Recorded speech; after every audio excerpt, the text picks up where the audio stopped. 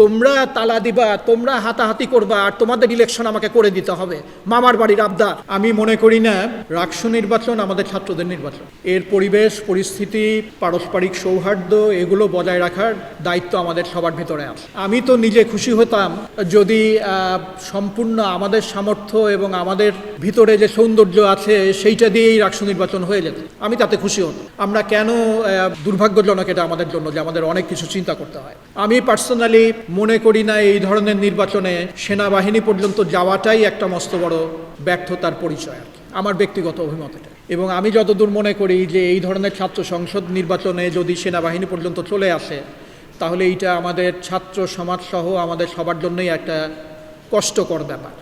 তো আমি সেনাবাহিনী নিয়ে আপাতত কোনো চিন্তা করছি না। এটা হচ্ছে প্রথম প্রশ্নের উত্তর। আমি সেনাবাহিনী নিয়ে কোনো রকম চিন্তাভাবনা করছি না। সেই পরিস্থিতি সৃষ্টি হবে কি না সেই পরিস্থিতি তো আমার নির্বাচন কমিশন, আমার শিক্ষক মণ্ডলী তারা করবে না।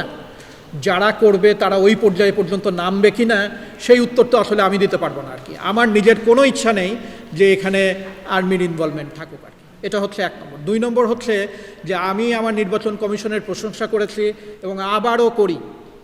ওই দিন যে পরিস্থিতির সৃষ্টি হয়েছিল এবং তাদের সম্পর্কে যে কথাবার্তাগুলো এসছিল, যে ভাষায় স্লোগান দেয়া হয়েছিল, যারা আছেন তাদের প্রশংসা করি এই কারণে তারা প্রত্যেকে উচ্চ নৈতিকতার মানুষ এবং অসম্ভব আত্মসম্মান বোধ আছে তার। শুধুমাত্র এই বিশ্ববিদ্যালয় এবং ছাত্রছাত্রীদের কথা চিন্তা করেই ওনারা দায়িত্ব ছেড়ে দেননি। এটাই ছাত্রছাত্রীদের পরম পাওয়া। কিছু শিক্ষক আছেন এই জঘন্য কথাবার্তা এবং জঘন্য পরিস্থিতি সৃষ্টি করার পরেও এই জায়গা থেকে পিছিয়ে যাচ্ছে না।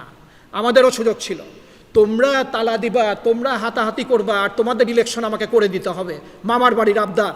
যদি ছাত্র সুলভ আচরণ নিয়ম কানুনের ভিতরে তোমরা থাকতে না পারো, তোমরা নিজেদের রাকসুর অযোগ্য বলে প্রমাণ করছো। এই তোমাদের যোগ্যতার পরিচয় তোমরা দেবে না, আমি সালেহ হাসান নাকি দেবো নাকি তোমাদের? ছাত্রদের দায়িত্ব নিতে হবে। প্রক্টোরিয়াল বডি কখনো ছিল কখনো ছিল না, তারা এক মুহূর্ত চুপ করে থাকে, সব সময় কাজ করেছে এবং কাজ করেছে, সংযম দেখিয়েছে, কোনো ড্রাস্টিক ব্যবস্থা নেয়নি বলেই আজকে আমরা এই জায়গায় আছি। কাজে আমি মনে করি না তাদের তরফ থেকে কোনো সমস্যা ছিল। যাদের সমস্যা ছিল আলাপটা তাদেরকে নিয়ে করা উচিত। তারা যদি ভবিষ্যতে এই ধরনের আলাপ করে, আচরণবিধিতে যা কিছু আছে আমরা সেটা ইমপ্লিমেন্ট করার চেষ্টা করব। তারপরেও যদি, এটাকে আমি অসভ্যতা ছাড়া আর কোনো কিছু মনে করি না, তারপরেও যদি এই অসভ্যতা জারি থাকে তাহলে রাকসু নির্বাচন অসভ্যতার শিকার হবে। এটার দায়িত্ব যাদের তাদেরই নিতে হবে।